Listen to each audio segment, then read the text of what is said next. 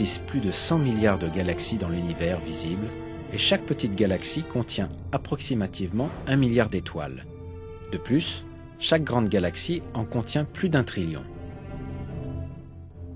Beaucoup de ces étoiles possèdent des planètes et un grand nombre de ces planètes possèdent des satellites. Tous ces corps célestes suivent des chemins et des orbites très finement calculés depuis des millions d'années. Les étoiles, les planètes et les satellites tournent tous autour de leur propre axe, et ils tournent également avec le système duquel ils font partie.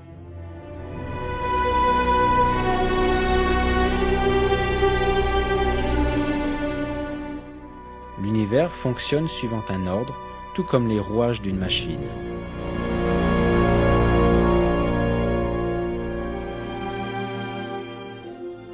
Le mouvement des corps célestes dans leurs orbites est basé sur un réglage très fin, à tel point que la moindre déviation dans leur chemin peut avoir des conséquences drastiques qui peuvent sonner la fin du système complet.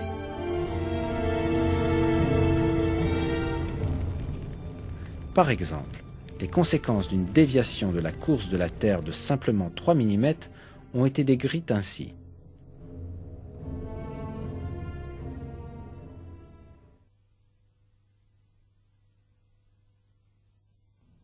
En effectuant sa rotation autour du Soleil, la Terre suit une orbite bien précise, de manière à ce que tous les 30 km environ, elle ne dévie que de 2,8 mm.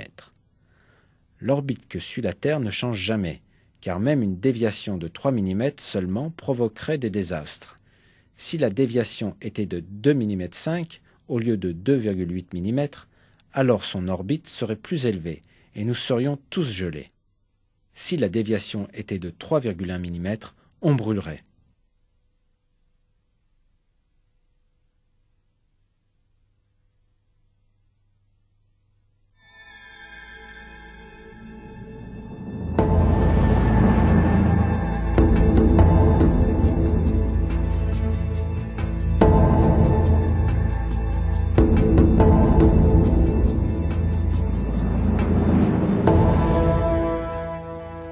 Ces faits ont été découverts que grâce à des recherches en astronomie au XXe siècle.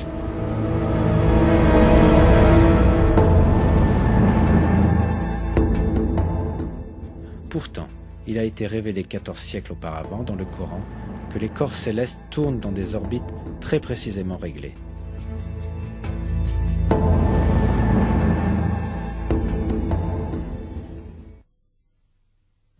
Par le ciel aux voies parfaitement tracées. Dans un autre verset, nous apprenons ce qui suit. Et c'est lui qui a créé la nuit et le jour, le soleil et la lune, chacun voguant dans une orbite.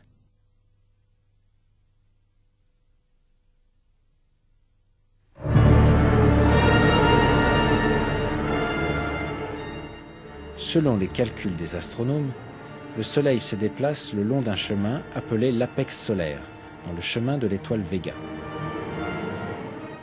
de la même manière qui est révélée dans le Coran.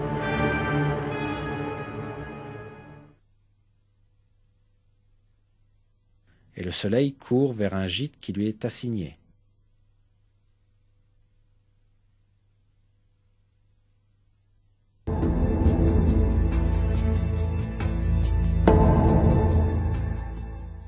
À l'époque de la révélation du Coran, l'humanité ne possédait aucun télescope pour scruter l'espace lointain, à des millions de kilomètres de distance, ni des technologies d'observation ou la science moderne de la physique et de l'astronomie.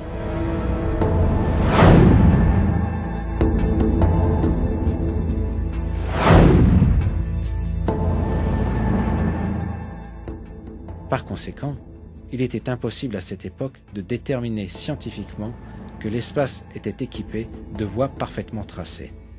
Cependant, ce fait est énoncé clairement dans le Coran, lequel est descendu à cette époque-là, car le Coran est la parole de Dieu.